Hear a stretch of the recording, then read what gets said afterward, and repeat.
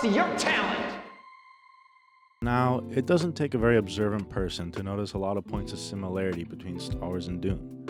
I mean, it's no secret that George Lucas was heavily inspired by Frank Herbert. Some might argue that he straight up stole from the novel Dune. And they'd have a point. But apart from the more surface level similarities of characters and plot points, they really couldn't be more different. To show you what I mean, I want to compare how each movie deals with the themes of good and evil. In both Dune and Star Wars, these themes are the driving force of our characters, and therefore the plot. Star Wars, as we'll see, views good and evil from a more Western perspective, which we'll call moral absolutism, while Dune takes a more Eastern approach, which we'll call moral ambiguity. So get cozy and break out your Dune popcorn bucket, because we're going all in. Oh, and of course, spoilers ahead, I'll be analyzing important parts of the new Dune movies, so if you haven't seen part 1 or part 2, just go watch that shit. They're both on Amazon Prime, they're both fucking amazing. Just promise me that you'll come back and finish the video, please. Okay, where were we? Oh yeah.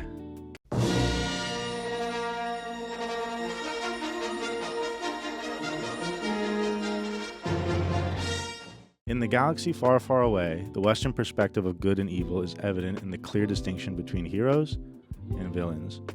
There's the light side and the dark side, the Jedi and the Sith, Luke Skywalker and the Emperor. In fact, it literally permeates everything in the universe as the Force. The Force is what gives the Jedi his power.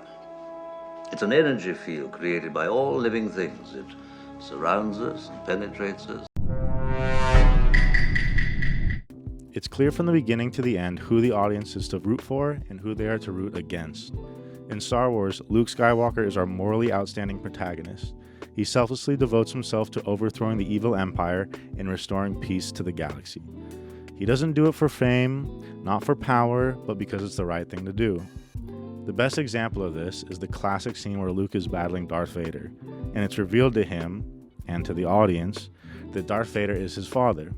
So Darth Vader, or Papa Sith, makes an offer to Luke. Join me, and together we can rule the galaxy as father and son. Huh? For Luke, who grew up poor and without a father, this was probably an overwhelming proposition. Catch up with Dad, sit on a cozy throne, crack open a cold one, watch some pod racing as father and son, and rule the galaxy with an iron fist. But his morals could never let him do that. He could never turn to the dark side. He's Luke Skywalker.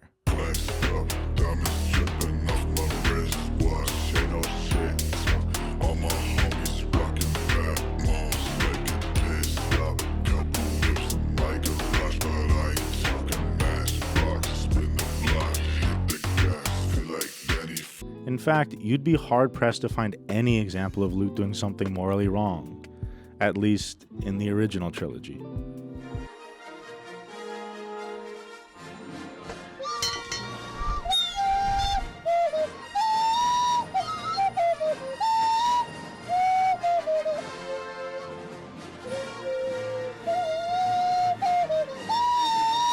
At this point, we've all seen what Mark Hamill had to say of Disney's Luke. He's not my Luke Skywalker. You can find countless video essays about Disney failing to write for Luke and for Star Wars as a whole, so I'm not really interested in going into that. They suck. Womp womp. All right, Alice, let's go. Flat. It's so flat. I didn't even know. You don't even look good while you're singing. The worst thing I've ever heard. Now, let's contrast the Luke we've come to know and love with the man of many names. Some call him the young Duke of Arrakis. Others, Muad'Dib, the military genius. Close friends call him Usul, and his fanatic followers know him as the Lisan al-Gaib. Of course, I'm talking about the one, the only, Paul Atreides.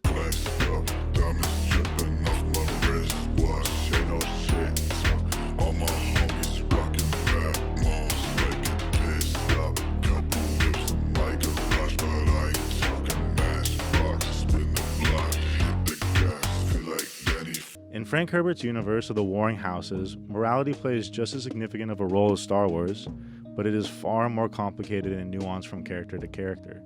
The internal struggle of good and evil within each character is what drives the plot of Dune and the ensuing conflict.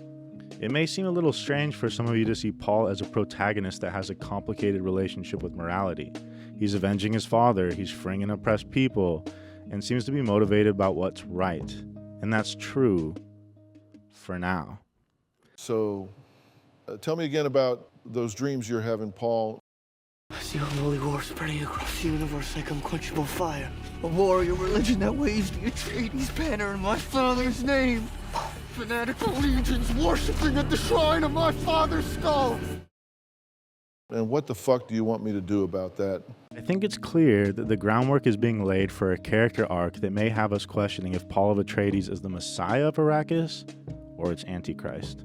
There are a few scenes that illustrate this point really well, and it's important to go in chronological order because each time Paul seems to take less and less of an issue with the immoral things that he does in pursuit of what he perceives as the greater good. The first is at the end of Dune Part 1 where he first meets the Fremen, and Jameis challenges him to a fight to the death. Paul easily defeats Jameis, but what he does struggle with is taking Jameis's life. This is the first time Paul kills another man, and the first time he violates his own morality for the greater good. It marks the beginning of a metamorphosis in Paul. When you take a life, you take your own. The next scene is nearly at the end of Part 2. Paul goes to the south to rally the Fremen and launch a revolutionary war for Arrakis' independence from the colonizers. To accomplish this, Paul reveals personal information, personal memories from people in the crowd. He's able to do this from ingesting the water of life, which gives him the ability to see into all possible futures and the memories of all people. As viewers, I think we even get swept up in this hype, but let's not overlook what just happened here. Paul manipulated these people by revealing their intimate memories. So you might think, so what? A small price to pay for what's best. But we're beginning to see a pattern here. The road to hell is paved with good intentions. The final scene is at the very end of Part 2. He demands to take the Emperor's daughter's hand in marriage. This comes as a shock because throughout the entire film, Paul has been falling in love with Chani. This cold-blooded Machiavellian move for political power comes as a huge stab in the back for Chani. And what's worse, it appears Paul had decided to betray Chani like this even before his duel, because he gives her words of comfort before he actually does it. Whereas he struggled to take Jameis' life during the duel, and he didn't seem to plan on using Fremen's intimate memories to convince them he was the Lisan al-Gaib until they said he had to kill Stilgar in order to speak. It was only then that he decided to wow them with his miracles. Manipulation to subvert Fremen law and tradition. But hey, who needs tradition when you got Christopher Walken giving Paul's ring some sloppy top? Now that we compared our protagonists, let's compare some antagonists. In Star Wars, there's no greater villain, no one more purely evil than the wicked senator from Naboo, Darth Sidious or Palpatine.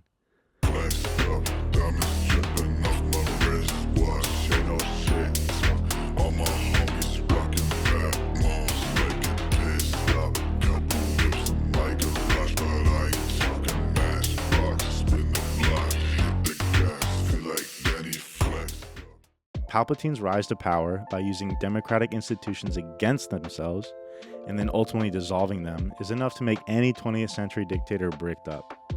This old man is literally the pure manifestation of evil, and his cunning skill in the art of persuasion was unmatched. Good, Anakin, good. Kill him. I shouldn't. Do it. But for real though, it's plain to see that George Lucas's Palpatine drew a lot from Hitler, taking advantage of a crisis to become Supreme Chancellor and then using the Jedi as a scapegoat to dissolve democracy completely. There really isn't a shred of humanity to be found in Palpatine. He lies, betrays, and kills his way to the throne. I mean, his power literally comes from channeling the evil within himself. And he's got loads of evil power.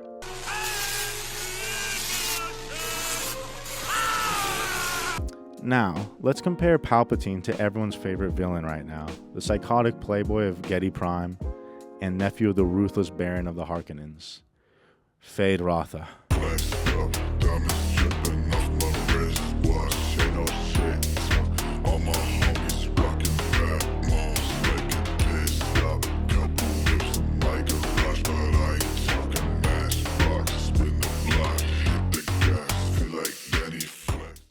Fade is undoubtedly about as evil as they get. He shows no remorse and even seems to take great pleasure in killing people. However, unlike Palpatine, we can't say that there isn't a shred of humanity in Fade. Although he lacks empathy and remorse, he does have honor. When the people of Gedi Prime are celebrating Fade's birthday with a gladiator-style deathmatch, with Fade as the main event, he believes it's rigged in his favor. Except his uncle, the Baron, has other plans. He orders for one of the Atreides men Fade is to fight, not to be drugged. That way, Fade's opponent is of clear mind, and therefore a worthy competitor. It is a test for him to prove to his uncle that he can handle the task of taming Arrakis. Here we can see that Fade takes down his shield voluntarily, partially for the glory, but I'll argue it's also because of his honor.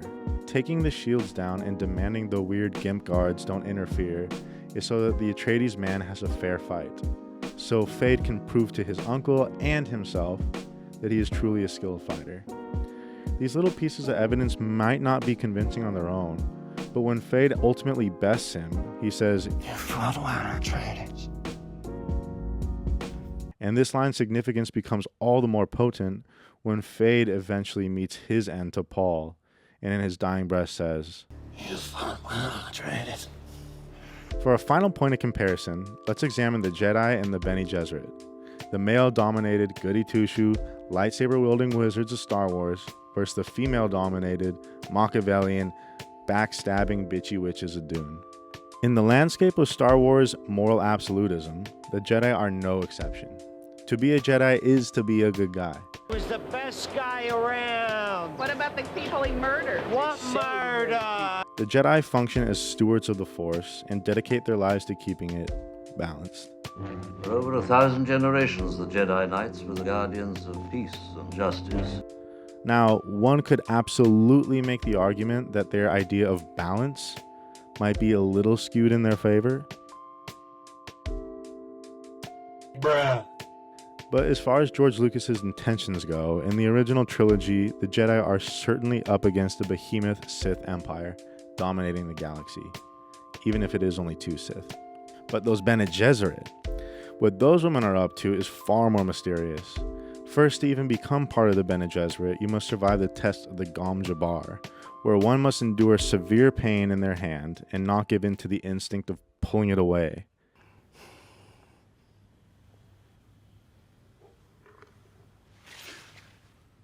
I hold at your neck the Gom Jabbar.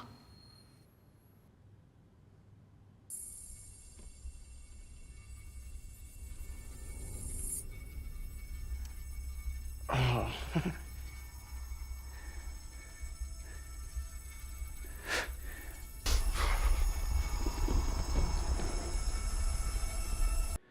The point of this is to kill anyone that possesses the ability of the Bene Gesserit but does not have the mental fortitude to withstand compulsion. This ability is what the Bene Gesserit claim separates human beings from animals. Now, is it good to filter out potentially dangerous people from having power they can't control? Yeah. Is it wrong to murder the pupils you decided to train in the first place? Yeah. But the biggest piece of evidence regarding the Bene Gesserit's moral ambiguity is their ultimate goal. This secret society of witches has been selectively breeding with genetically outstanding men to create the Kitzwatz Hazarach, a prophesized male Bene Gesserit that has access to all the memories of his male and female ancestors and will be able to bridge space and time. Is seducing and sleeping with extraordinary men to fulfill a prophecy morally questionable? Yeah. If they accomplish this, will it be good for humanity? Who the fuck knows? But I think it was only fitting to end on the Bene Gesserit because it's Reverend Mother Mohayim that sums up Dune's moral ambiguity best. You chose the wrong side. Side? You of all people should know. There are no sides, Reverend Mother. Well, thanks for tuning in, y'all. This is my first YouTube essay. I love doing it. So if you enjoyed it, do your boy a favor and give that like and subscribe button on the fanny. Probably should have planned a better outro than that, but hey, it's my first YouTube essay. I had some little afterthoughts I wanted to go over.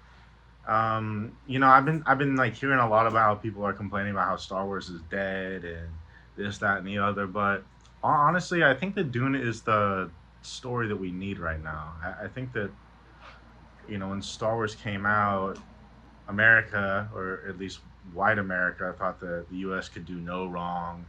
It was us versus the USSR, the evil communists, and it was at a time where things were kind of black and white for you know, at least white Americans. But these days, it seems like everyone's got a gripe with America. Even the people that are toting the American flag the hardest seem to be open to ending democracy. You know.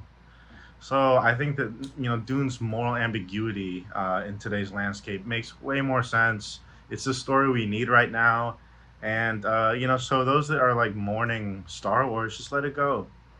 Let it go. Things come in cycles, and you know, maybe one day, if it ever gets into the hands of someone that'll take care of it again, we can enjoy it. But sometimes distance makes the heart grow fonder. Feel me? Also, I wanted to shout out Denis Villeneuve, the director of Dune. I loved all the references to 2001: A Space Odyssey. That's my favorite movie, and it just made Dune visually stunning. You know, the planetary alignment, cinematography is my favorite. Also, we had the callback with the embryo, as in 2001: Space Odyssey. So he did a great job, and I honestly couldn't be happier that Dune is in his hands. The last thing I wanted to say too is that go easy on me if I'm fucking wrong about all this shit. My bad. I love movies. I'm not a huge bookworm. I'm reading Dune right now, but to be honest with you, I'm like page like 50, and I've had this thing for like 4 months now, and I'm not making a whole lot of progress. I read it on the train sometimes. So if I'm wrong, my bad. But thank you guys for tuning in. I'm definitely going to do one of these again. It's a lot of work. I edited everything. The only thing I didn't do was shoot it. Destructive, my business partner who does videography, shot it for me. But, you know, I wrote the essay. I had to learn how to use Premiere, which took a long ass time. And all the music that you heard in it. Grant, there's splice loops, but royalty free, baby. Who gives a fuck? So yeah, it was honestly like a real passion project, and I would love to do some more again. So please support, and I love you guys. See you soon, and stay up.